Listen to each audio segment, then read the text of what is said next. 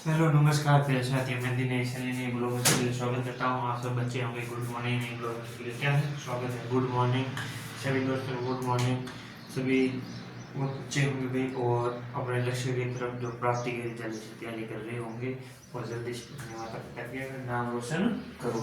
आज हम अंतिम लेके आए हैं जो निजवाचक क्या है, निजवाचक सर्वनाम क्या है भाई, निजवाचक सर्वनाम सर्वनाम। अब ये निजवाचक सर्वनाम क्या होता है ये पढ़ेंगे हम, क्या होंगे ये पढ़ेंगे। याद रखना क्या होते हैं वे सर्वनाम जिन्हें कर्ता द्वारा, याद रखना वे सर्वनाम, वे सर्वनाम जिन्हें, वे सर्वनाम जिन्हें कर्ता द्वारा, कर्ता द्वारा, कर्ता द्वारा स्वयं अपने, स्वयं अपने, स्वयं क्या है अपने, अपने लिए, स्वयं अपने लिए जो प्रयुक्त होता है, स्वयं अपने लिए क्या होता है प्रयुक्त होता है। क्या होता है भाई प्रयुक्त होता है, प्रयुक्त होता है।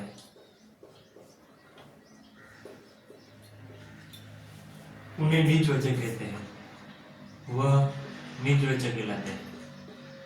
निजवाचक, निजवाचक सर्वनाम कहलाते हैं, सर्वनाम कहलाते कहलाते हैं। तो क्या कहते हैं इसमें, क्या कहते हैं कि वे सर्वनाम जिन्हें कर्ता द्वारा स्वयं अपने लिए प्रयुक्त होता है, यानी कर्ता द्वारा जो स्वयं अपने लिए प्रयुक्त होता है वो क्या कहलाता है निजवाचक सर्वनाम कहलाता है। क्या निजवाचक सर्वनाम, जैसे कि आप, अब इसमें जैसे, जैसे कि आप, जैसे कि आप स्वयं,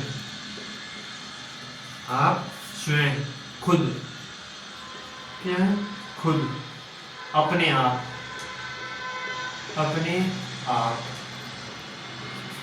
अपने आप, स्वतः, क्या है स्वतः, निज, स्वतः, निज आदि, क्या निज आदि, क्या निज आदि। तो ये याद रखना इसमें। जैसे मैं अपना काम स्वयं करता हूँ, तो कैसे उदाहरण के जैसे मैं डबल मात्रा, मैं अपना, मैं अपना काम, मैं अपना काम स्वयं करता हूँ, स्वयं करता हूँ। जैसे मैं अपना काम स्वयं करता हूँ। और आगे हम खुद ही इधर आ गए, याद रखना हम खुद ही, खुद ही इधर आ गए, क्या आ गए इधर आ गए, आ गए। इसमें क्या हम खुद ही इधर आ गए। तो ये याद रखना। इसका प्रयोग तीन पुरुषों, उत्तम, मध्यम और अन्य पुरुषों में होता है। अतः कोई निजवाचक को पुरुषवाचक या सर्वनाम का भेद ये भी माना जाता है कि निजवाचक को पुरुषवाचक शब्द का भेद भी क्या है, भेद से भी क्या है नाम जाना जाता है। तो याद रखना कैसे।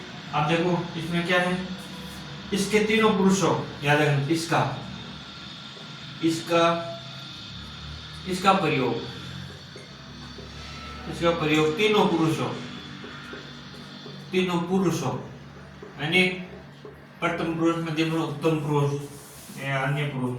तो इसमें उत्तम, मध्य और अन्य पुरुष में क्या करें, तीनों पुरुषों में याद रख कौन है उत्तम, मध्यम और अन्य, उत्तम, मध्य, अन्य, मध्य और अन्य, क्या है अन्य, क्या है अन्य में होता है, में होता है, याद रखना होता है। ये करता भाई होता है। कई बार निजवाचक को पुरुषवाचक सर्वनाम का भेद माना जाता है। अब क्या करते हैं कई बार, क्या है कई बार, कई बार, कई बार निजवाचक सर्वनाम को, क्या है निजवाचक, निजवाचक सर्वनाम, निजवाचक सर्वनाम को पुरुषवाचक सर्वनाम दिया जाता है। पुरुषवाचक, पुरुषवाचक क्या है पुरुषवाचक, पुरुषवाचक सर्वनाम भेद, सर्वनाम का भेद, का भेद, याद रखना का क्या है भेद के नाम से जाना जाता है। उदाहरण के लिए उदाहरण देख लो, एग्जाम्पल है, इनके एग्जाम्पल है। जैसे आप यहाँ बैठे, जैसे आप यहाँ बैठिए, बैठिए, बैठिए। मैं अपने आप ही, अपने आप ही क्या है, अपने आप ही कर लूंगा, कर लूंगा, कर लूंगा। तो ये क्या, ये निजवाचक क्या है, निजवाचक क्या है, निजवाचक क्या है भाई, निजवाचक क्या है, निजवाचक, याद रखना। ठीक है, मैं अपनी पुस्तक स्वयं पढ़ लूंगा, याद रखना। मैं अपनी पुस्तक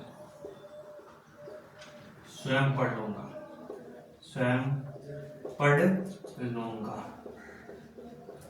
तो ये भी क्या है, निजवाचक क्या है,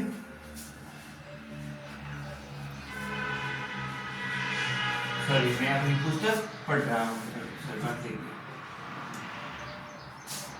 मैं अपनी पुस्तक पढ़ रहा हूँ, पढ़ रहा हूँ, पढ़ रहा हूँ। तो ये थे इनके एग्जाम्पल, क्या थे, इनके एग्जाम्पल थे, क्या थे भाई, इनके एग्जाम्पल थे। ठीक है, इन दोनों को क्या थे, एग्जाम्पल थे। तो याद रखना। ठीक है, तो इसमें क्या कहते हैं, जैसे निजवाचक में सबसे पहले हम ये बात ये देख लेते हैं, चलिए वापस देख लेते हैं। निजवाचक अंतिम है, आज सर्वनाम कंप्लीट हो जाएंगे, आपकी कंप्लीट है आज, तो ठीक है, कल आप विशेषण स्टार्ट कर दीजिएंगे। सर्वनाम जिन कर्ता द्वारा स्वयं अपने लिए प्रयुक्त होता है वो निजवाचक सर्वनाम कहलाता है। जो अपने लिए प्रयुक्त होता है वो क्या कहलाता है, निजवाचक सर्वनाम कहलाता है। जैसे आप, स्वयं, खुद, अपने, आप, स्वतः, निज आदि। तो याद रखना, मैं अपना काम स्वयं करता हूँ, मैं अपना काम स्वयं करता हूँ, मैं अपना काम क्या करता हूँ, स्वयं करता हूँ। हम खुद की इधर उधर क्या है, आगे, हम क्या खुद इधर उधर आगे। इसका प्रयोग तीनों उत्तम, मध्यम, अन्य पुरुषों में होता है, याद रखना।